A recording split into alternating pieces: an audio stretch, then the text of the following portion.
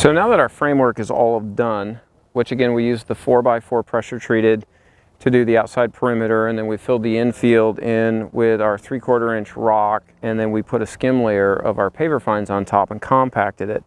Now we were affected by the weather, so during the final completion of the compaction and getting the surface prepped, we encountered a lot of rain, and it took away all the fine powder on the surface, and it really messed that up. So rather than having a bunch of loose pebbles that were underneath the foam that would translate or transfer through to the surface, and you can feel them underneath that, we decided to clean that surface off. And then what we've done is we've now got rid of all the loose pebbles, and we've come through and added a layer of sand just to fill in any voids and divots and such. So now that we've got that in, that's why the field has looked drastically different. It takes on more of a white appearance. So we're starting to roll out our foam. So we've done some pre-cuts on the tennis court, and now we're just rolling those out right now. We're 40 feet crossed on the field, and I always like to order 1 foot over an extra. So we ordered 82-foot rolls, and we cut them in half on the tennis court. So what that allows us, it gives a little bit of extra overhang so we can trim. So if there's any variations in the actual field itself, we're able to cut perfectly to it. Now what you see us doing here is, because these are in large runs and we don't want to drag the material, is that we'll start wafting your turf or foam to get it into position, and then once it's into position, then you can pull out and make any adjustments on any wrinkles without dragging it across the surface and messing up those areas that you just spent time getting ready. Okay, so what we're doing is to make sure that the foam stays in place and the wind doesn't catch underneath it and it gets moved around. You can take duct tape. This is the 2-inch wide. You can use Gorilla Tape, anything like that.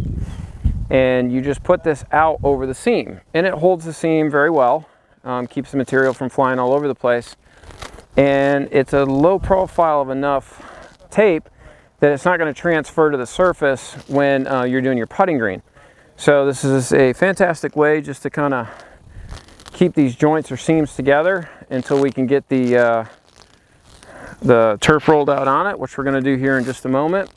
And the nice thing about this too is that you can take all your scraps and tape these together underneath your playground area, or in this case the field. You can do it under putting greens, but I really try to minimize the amount of seams that I have underneath the putting green. Just so I want to make that as clean as possible, so the less pieces that I have taped together, the better. Okay, now that we got the foam underlayment laid out over the entire green, and we have our putting green, and what we did, we kind of semi-staggered them because we're going to make our shape to go up. Now we're cutting off our factory tabs. We're cutting in between sections 3 and 4, and it's extremely hot out today. It is very hot out today. So the turf has expanded, and what we want to do is we want to hurry up and get these tabs cut off quickly and get it lined up and start the gluing process. Because what happens is, if you were to kind of cut this in advance and leave it, the material, there's a lot of material there, it'll start to kind of mushroom over, and then it crowds itself. So when you try to seam it up, instead of the fibers standing vertical, they have curled over on themselves, and it's much harder to do the seaming. So we're going to hurry up and we're going to get those cut off really quick. Then we're going to get this lined up into the position where we want it to. We've already cut our seam tape paper and laid it underneath. So as soon as we're done with the other side, we're going to line it up and we're immediately going to start gluing. Try and limit things like this here, which is rocks and pebbles getting on it, because we're wearing our shoes and boots. So again, just pro tip, just go in your socks and try to limit the traffic on this as much as possible. And it'll be much easier to get the sand in when it's time to do it. So what we like to do is I like to take one of the 1-gallon buckets, and I just set it right in between the 2 pieces of turf. And what that does is it separates it just enough so it creates the area behind, and it leaves it open enough so that you can have one person putting out the glue and the other person spreading it. and it doesn't close it on itself prematurely. It actually works like a zipper. And then about 6, 7 feet or 8 feet past that, I'll run a 50-pound bag of infill. And what that does is that holds those pieces farther down the line from opening back up, but it also creates pressure so that the turf is making good contact with the glue underneath on the paper. And then as we do it, we just slide it along.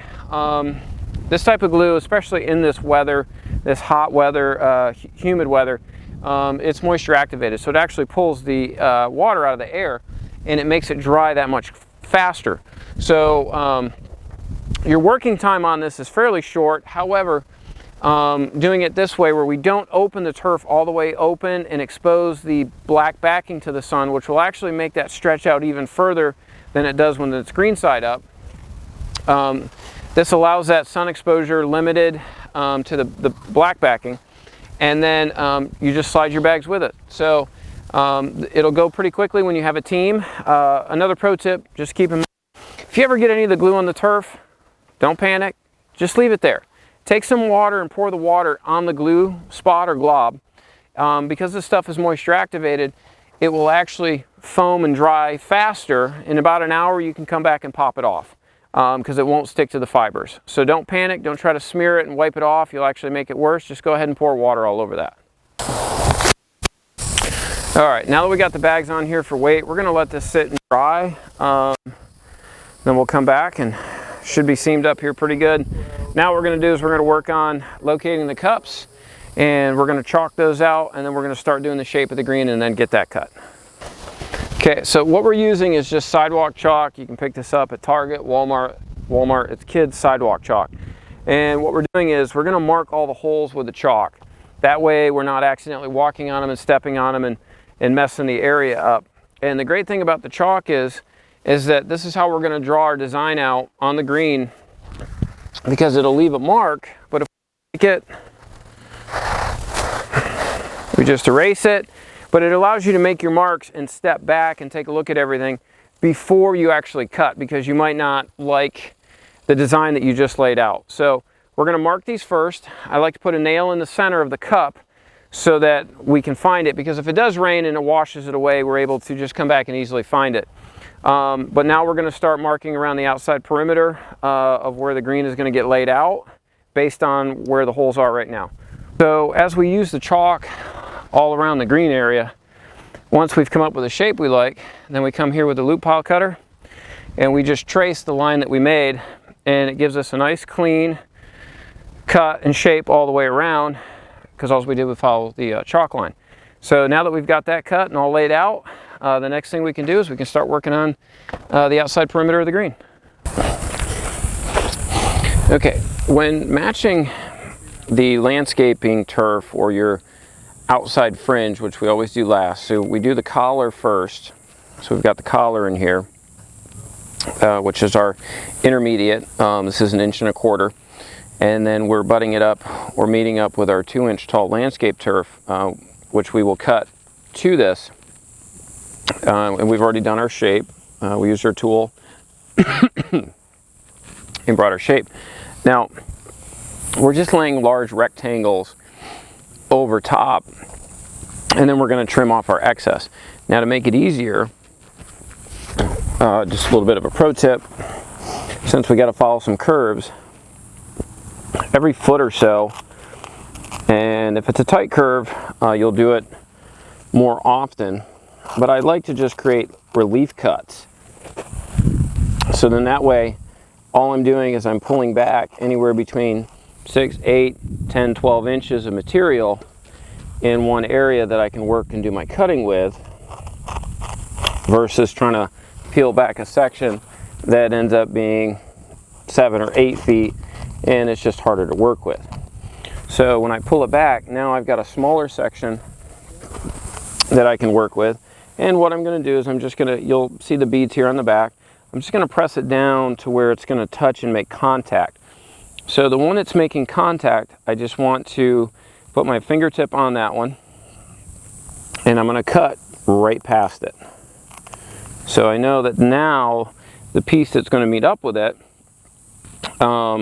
is actually the one that's going to almost make contact with with the collar turf here, and then that way it's not bunching and it's not causing the turf to stand back. So now that I got the appropriate distance and I got a brand new blade in, I'll just slide my knife down through, and then now you can see where it meets up. And again, the grain of all of the grass is always falling towards the green. So as we work our way around, the grain will basically facet around, kind of like the hands on a clock or the numbers around a clock, and it will just facet as we go around. So this, we have the landscape grass and both the collar here pointing in towards the green. So we'll just continue to make our cuts.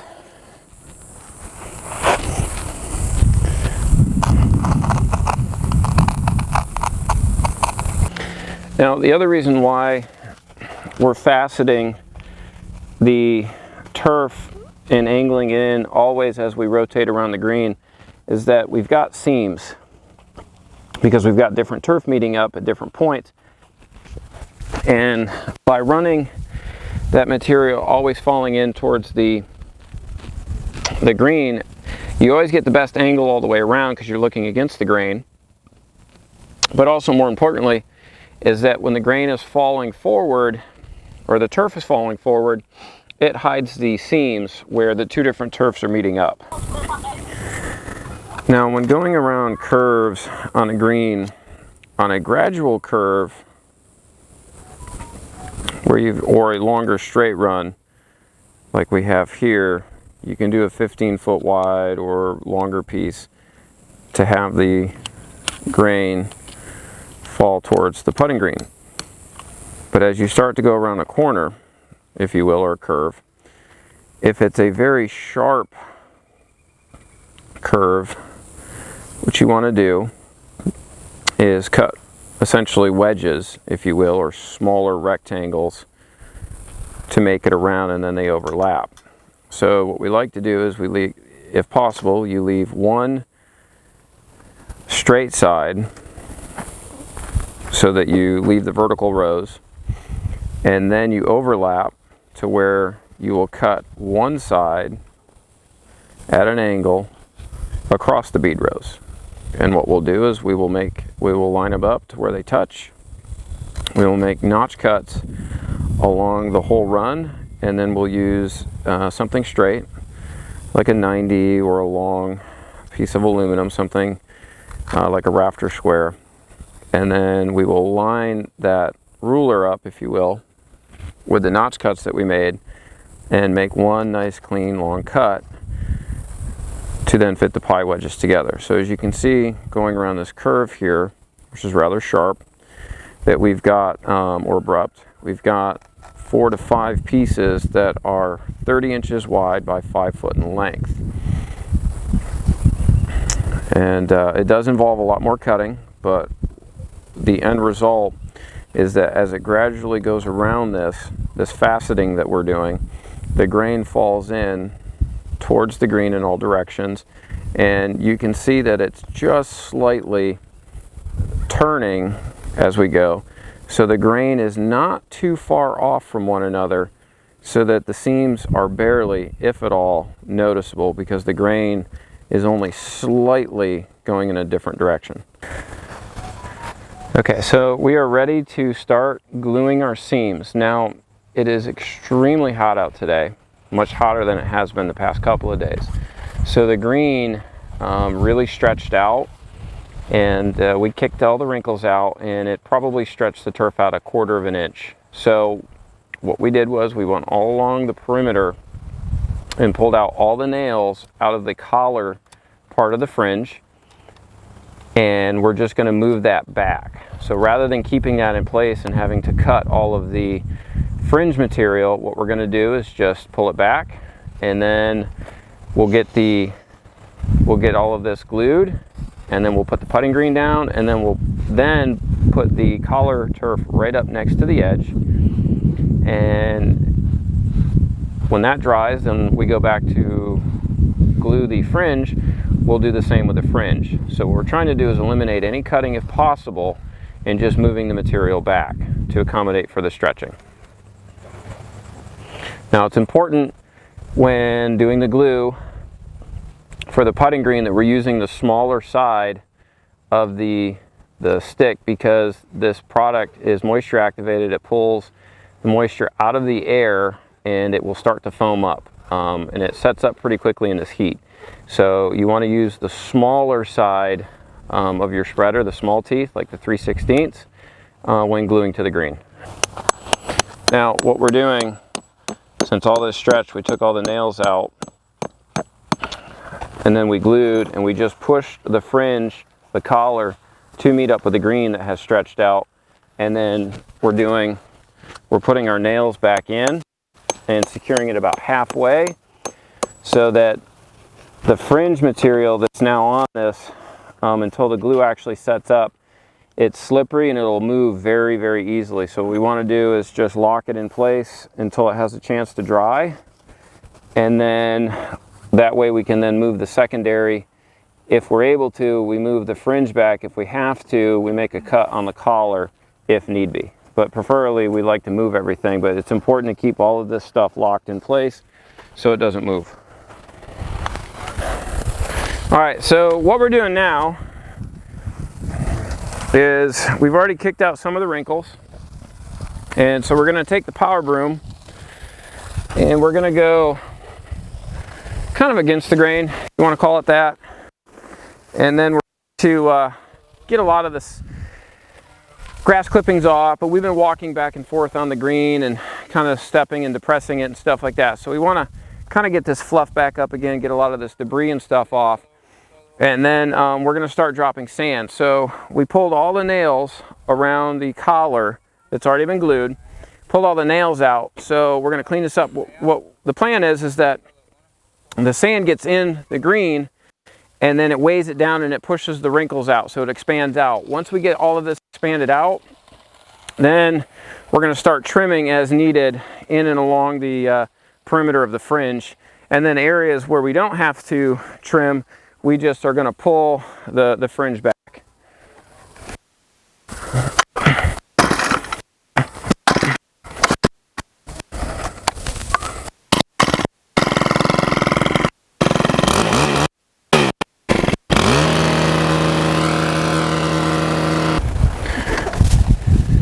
Okay, so we're going to get a couple pounds of sand in here. We're doing a smaller 45-60, which is very, very, very small granule size. And this will broom in real easy. Just get a base layer in of the white or the tan, let this get in, settle in, and then add weight, which will push out any of these smaller wrinkles. And we're going to broom this in. We use a pine straw broom, which doesn't build up any static electricity on it, which makes it nice, because otherwise the static makes the granules stick to the fibers and they just won't settle in. So there are remedies for that. You can mix some fabric softener. It's got the anti-static cling, a cap full in about a gallon, 2 gallons of water, shake it up and spray it on. That'll help take the static out if you have to use something like the nylon brooms. But if you can find yourself a pine straw broom, literally it's a stiff pine straw end, use that. That works fantastic. And this sand here is so small, it'll just settle in. I mean, you literally walking on it or just tapping it and it settles right in. So it's a good way to get in a good base layer, and then you can slowly start adding sand into it from there, just to see how much you ultimately need to get in. So we're going to get probably about 25-30 bags in this area, which is just under 1,000 square feet. We'll get this in and broom it, and then we're going to start working on the outsides, because the sand will weight it down and push the wrinkles if there are any out, and we want the full thing to stretch out. And then we'll work on the gluing and cutting any extra that we need to in between the collar and the main fringe.